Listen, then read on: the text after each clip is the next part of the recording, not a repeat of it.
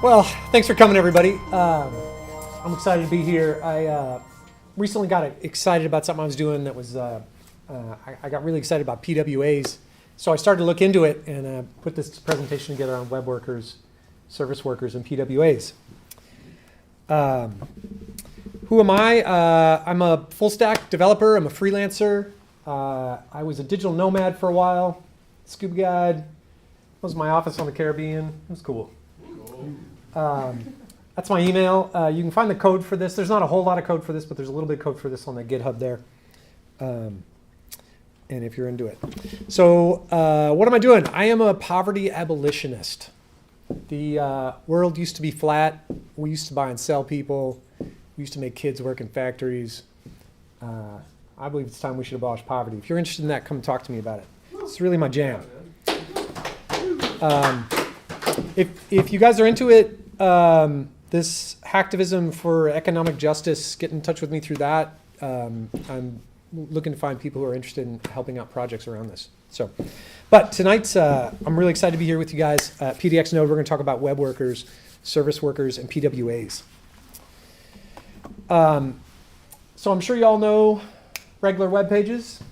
They're just regular. It's just your HTML and your CSS. If you do Control Escape, oh, I can't do it in full screen, but if you do Control Escape, you can see all the processes that are going on in Chrome. And what's interesting is that the web page, and it's really actually really cool about the JavaScript engine, right? It runs in the event loop. And what that means is the code is actually pretty easy to think about, but you also get kind of the simulation of multiple processes and stuff, right? You can do async stuff. But you really get limited access to CPU, disk, and memory. And you end up with the event loop just being one process per tab. Are you guys all familiar with the event loop? Is that? Yeah. Okay. Could you maybe give just like a really, really quick overview for everybody who's not? Yeah, okay, got it. So what's the event loop? The event loop is like a while loop, and it's like while there's stuff to do. And then it does stuff. And when it gets to certain places in stuff, it'll actually go back to the top of the event loop and look for other events. So you wind up with kind of this queue of all these events happening, and then it processes each event as it comes up to the top of the queue. Sometimes in the processing of an event, it'll get to a place where it can actually put that on pause and go do another one, which is why you'll actually see in the code later, I wrote myself a bug that took me about an hour to figure out because I wrote while true. While true is not friendly for the event loop. But that's really the gist of it. If you're familiar with computers and you have like multiple processors and you have multiple CPUs, like this computer has 8 processors, or yeah, 8 processors more or less available. With regular web pages, you can really only have your stuff run on one processor. And so if you want to do something that like takes, if you want to use all 8 processors from your web page, you can do that now. And you can do that with something called web workers. If you've ever seen this like page unresponsive, this is because the event loop got stuck, right? And so this is kind of the symptom of what we're going to try to solve, is so we don't have this problem. So web workers, they have 2 basic things. You can create another process, and you can pass messages between the processes. So you don't get shared memory or anything like that. I think there are some rules around local storage that you can get access to data that way too. So here's an example of a script tag on a regular web page. So you can see here, we're going to create this new worker, and this worker.js is a file I'm going to show you here in a minute. What we're doing here in this piece of code is we're listening for an event, which is a message event. And when that message event happens, we're gonna append some text to this result ID. I'm going to show you guys this in an example. But if you can just imagine there's an element with the ID result, we're going to actually add to its inner HTML the data from the event, which was passed to us in a message, and a new. Now here in this this bit here, so this is gonna be what the web worker sends us. Right, so we are now a web page called index.html. So when we create web worker, it actually goes out, loads this JS file. And now we're going to listen for these message events from in this process that's happening on index.html, right? Now this one, what we're going to do here is we're going to set a timeout, and we are going to post a message to the web worker. So we can communicate to the web worker through messages, and the web worker can communicate to us through messages, right? And so this is how we can get like useful stuff in and out of the web worker. The web worker doesn't really have any like data or context available to it, so we really have to send it through messages. Does that make sense? Anybody have questions about that? Yeah. What can you pass it as a message? Does it have to be like some bit simple types like strings Yeah. and hints, maybe an object with those, Yeah. but not like a DOM element? You could pass it a copy of a DOM element. You could pass it a copy of DOM info, but the web worker doesn't have any access to the DOM. So you can't use like jQuery with it. Yeah. In the web worker, you can load in other scripts. So you can load in Lodash and other libraries like that. But the data that you pass back and forth has to be like basic data types. I think you can do a JavaScript object. All right. Yeah, but I guess it gets like stringified. Yes. Or the equivalent of that, whether it Exactly. actually does that, it just sort of Yeah. takes a value type out of it and copies it over. Exactly. Yeah. You can't pass a reference or anything like that. Yeah. Right. Big. Okay. So here's our worker.js. And so we are going to listen for messages from the main page with a string as we wait for these outgoing messages. So when we get into this, we find self, right? And that's us. And now we're going to add this event listener. And this is just like we did on the previous page, right? And so now we're going to say, okay, worker got a message. This is a horrible Fibonacci number generator. It's designed to be very poor performance. But it's designed like that to show the value of the web worker, right?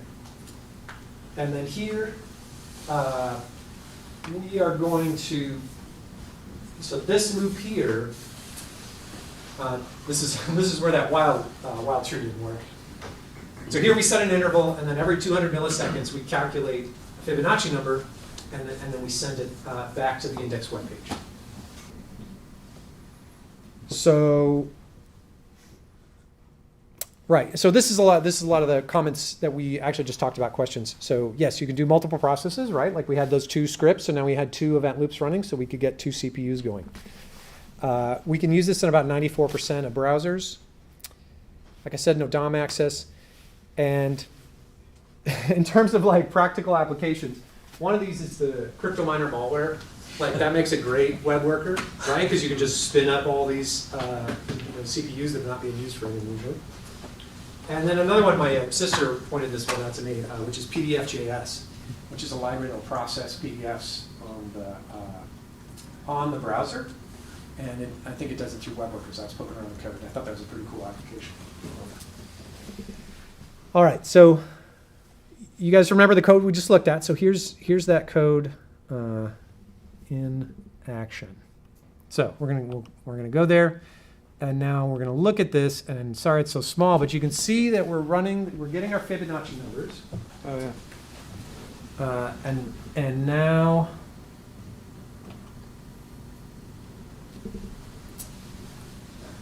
Okay, so if you go to that GitHub, you'll see there's a couple. I added these like sidebars. So we can do import scripts. We can also do HTML requests. So here I read the README, and this is text from the README. Here you can see where the page actually sends the message, and the worker got the message, abolish poverty. Okay, we ran this twice. And then when we got that message, we changed from buy pretty things to abolish poverty. So that's it. So this is an example of our web worker. I think our web worker is still Calculated. oh, it's still going down. So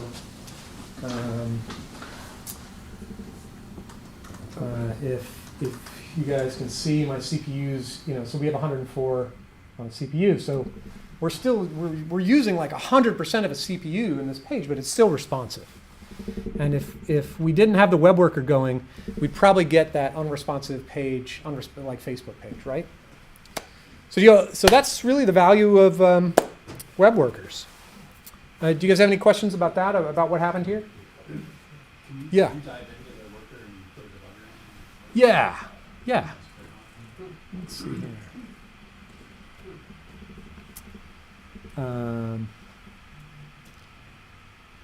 Now this is, so I'm a little improv here. But I think we got it. Yeah, no, it's jamming. It's like, I'm the worst Fibonacci thing ever. So if like you set a breakpoint in that Fibonacci pattern, Yeah. stop it. I don't know. I wonder if that'll happen. Let's try that. That sounds fun. Okay.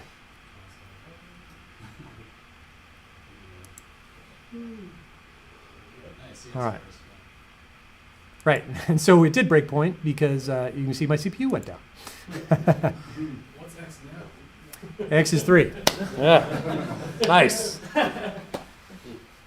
Whew. Service workers. Now, service workers are web workers. Service workers have a KNIUs of about 74%, and that's going to change in the next version of Edge Safari and iOS Safari. So it's going to jump up to be pretty mainstream. Service workers give you like all that web worker stuff, plus you get a JavaScript proxy to edit responses of your page network requests. So we're going to talk about that. And you get an installation lifecycle, so it's almost like an app. And you get push notifications and other app-like stuff. Google is really excited about PWAs. Google's really excited about this. So how many of y'all know what a proxy is? And are like, we should skip? Okay, so what is a proxy? A proxy is basically an intermediary for requests from clients seeking resources to other servers. So when my laptop wants to go out and talk to slides.com to get this presentation, it's on the Wi-Fi. So the first proxy that it hits is the Wi-Fi, right? Then that Wi-Fi access point is going to hit the upstream router, and that's another proxy. And so it's just proxies all the way up. It's like turtles all the way down, proxies all the way up.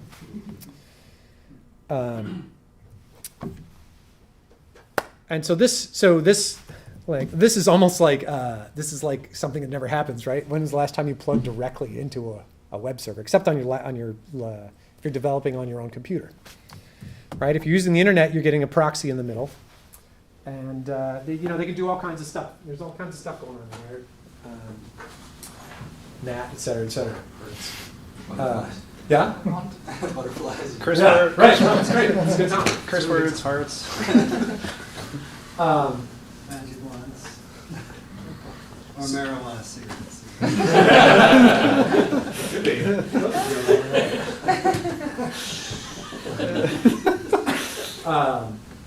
So we can also get a caching proxy, and if you've ever, if you've ever, are you guys familiar with a caching proxy? Right. So like a CDN, like CloudFront, is a caching proxy, right? Like I've got my website in a bucket, in an S3 bucket, and then I put CloudFront in front of it. And then when the clients want the data, CloudFront only gets it when it knows it's out of date, right? So that's a caching proxy. Okay, so if you wanted to do an offline web app with a service worker, you could make something called a PWA. And so then your service worker becomes the proxy, right? It has a proxy, a JavaScript proxy, to edit responses to your page's network requests. This all happens in the browser, and it has API for caching. And so then if you don't have access to the internet, you can still make network requests based on your cache data. That's my attempt to explain that, how to do. All right, cool. All right, yes, thumbs up, I win. Service workers also have an installation lifecycle. And so I'm going to go over this just briefly to make you aware of it because it's kind of weird. It's like a new thing for web pages. And there's tons of documentation on it. Google's really hot for this. Basically, you can register your service worker like this, right? So you just give it the URL and some options and it's promised. And then the browser will download your service worker about every 24 hours.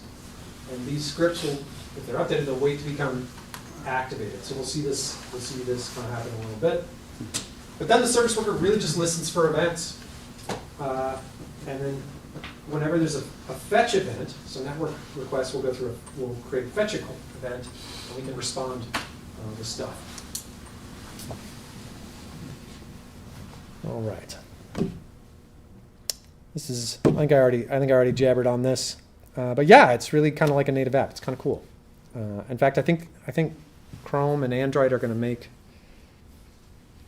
API events to put it on your phone's like desktop, right? So you can get an icon with it. This serviceworky.rs has some really good examples on it. If you want to see some really cool examples, I'll show this basic one.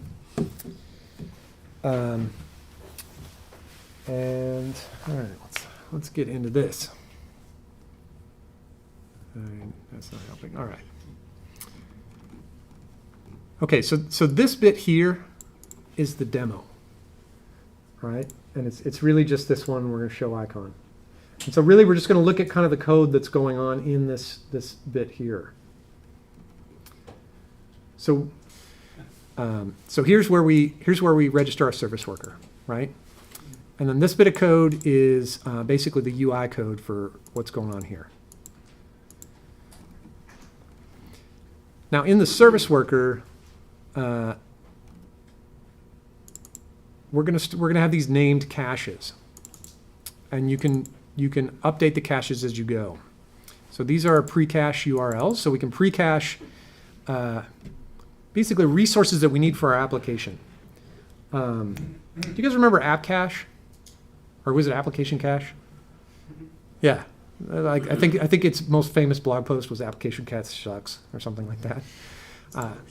So this is kind of like somebody was like, all right, let's do something better. So we came up with this. So here we can basically pre-cache this index.html and all of our stuff we need for the app.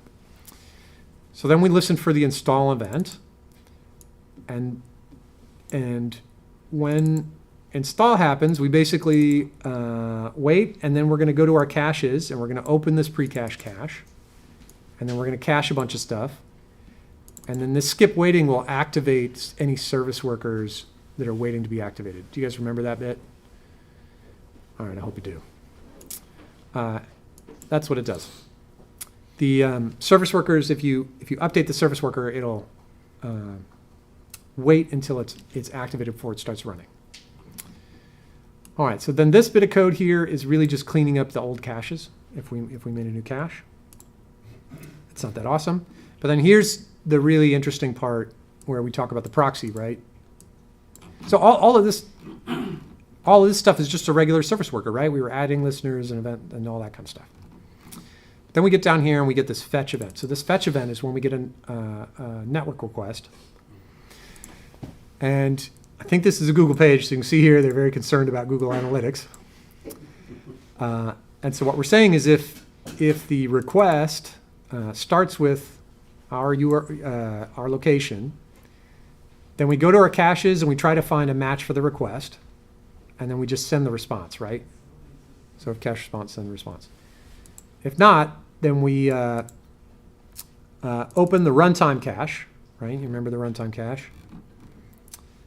And then with that cache, we run fetch to get the request, and then we add the response. We put the response into the cache, and then we return the response, right? So, I mean, that's pretty much the gist of it. And with this, between the pre-cache URLs and this bit here, we have everything we need to make an offline web app, right? You can cache all your images, all your resources, all your styling, your markup, your JavaScript. And then anything you need at runtime, you can do here. So when we got to this part here, when we get to this fetch,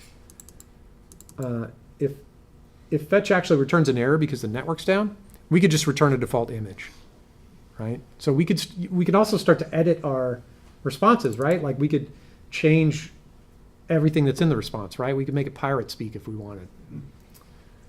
Or yeah, exactly. So there's a lot of stuff you can do inside this proxy. It doesn't have to just do this. It turns out like PWAs are hot and people are into it, and I wouldn't actually. I mean, I got into it because I wanted to learn it for this talk, and also I just want to learn it.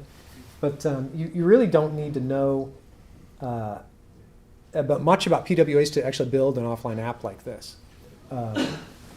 Like if you guys are into Vue.js, here's how to get one, and you just get your regular app, and it's got PWA. No, it's good. It's good. I was super into this.